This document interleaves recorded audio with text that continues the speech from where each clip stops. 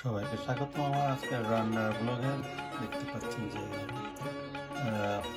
কিছু লাল পাঠাটো নিয়েছি। এখানে আছে বাংলাদেশি ফের বলি আমরা বাঘ মাছ, ঠিক আছে, এগুলো নদীতে পাওয়া যায় বড় বড়। সাথে আছে এখানে পেঁয়াজ কুচি রসুন, এটাকে ব্লেন্ড করবো। আর এটা হচ্ছে ইলেকট্রিক চুলা, দেখতে পাচ্ছেন ব্লেন্ডার আছে সব। গতকালকে আমি আমার নতুন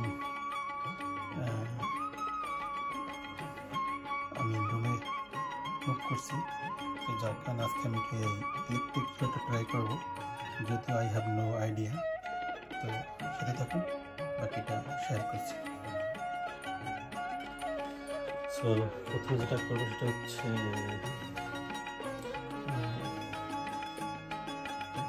পেঁয়াজটা ব্লেন্ড করে নেব।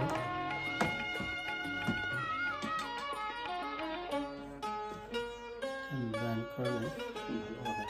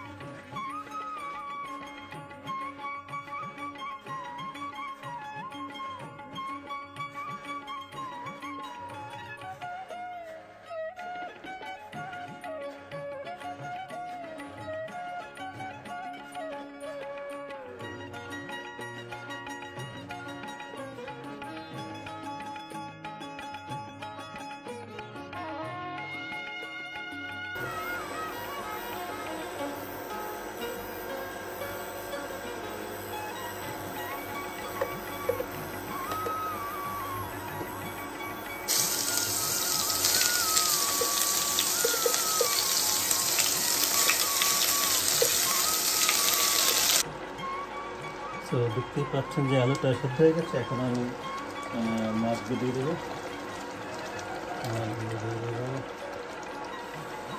ভেরি ইজি অ্যান্ড ইজি, ঠিক আছে। মাছগুলো দিয়ে দেওয়ার পরে একটু কষবে দেবো।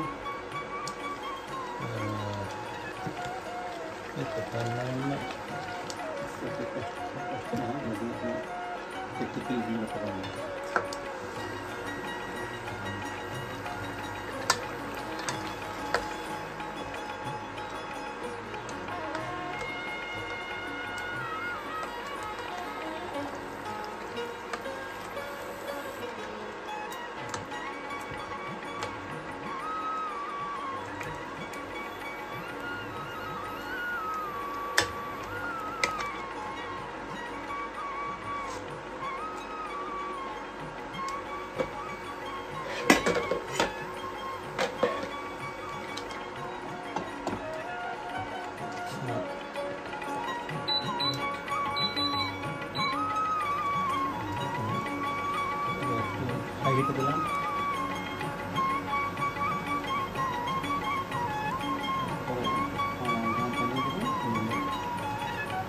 আর 5 মিনিট পরে এটাতে কিছু গরম পানি অ্যাড করবো। এরপরে 10-15 মিনিট লাগবে। তারপরে কাঁচা মাছ দিয়ে শেষ করে দেবো।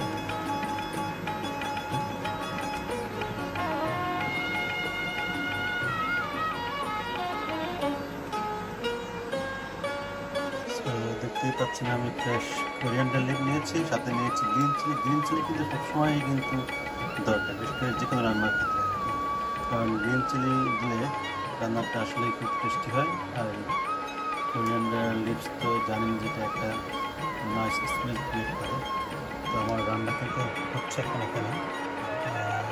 আসলে এই ইলেকট্রিক চুলার ব্যবহারটা আমি এখনও জানি না, আজকে প্রথম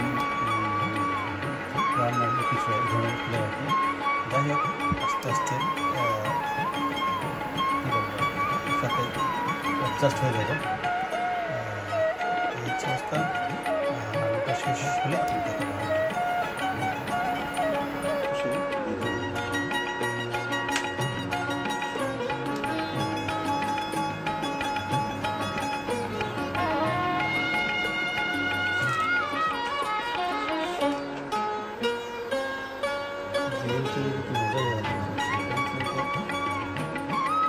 সেজন্য ভালো। রান্নার ক্ষেত্রে তো এটাই তরকারির স্বাদ অনেক গুণ বাড়িয়ে দেয়। সবসময় গ্রিন চিলি রেখে দেখেন এইটাই রান্নাতে কিন্তু আমি অনেক গ্রিন চিলি যদিও গ্রামটা খুব কম হয়েছে।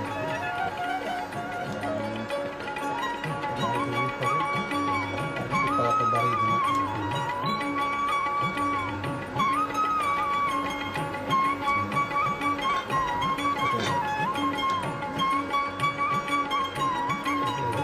এই কোরিয়ান্ডার লিভ কিন্তু খুবই খুবই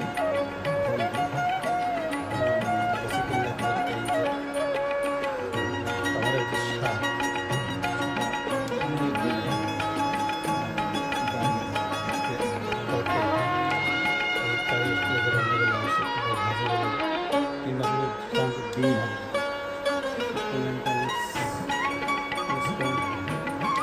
কাঁচামরিচ কিংবা পেঁয়াজ বাইদান লাগানো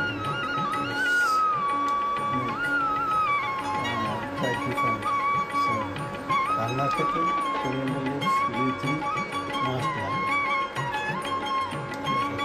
দেখুন আমার রান্না কিন্তু টেস্ট লুক রিয়েলি নাইস।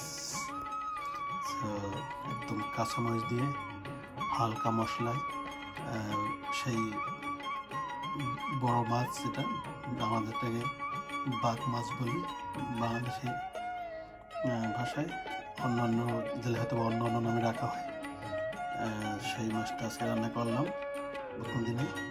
তো সে ভালো থাকবে। আল্লাহ হাফেজ।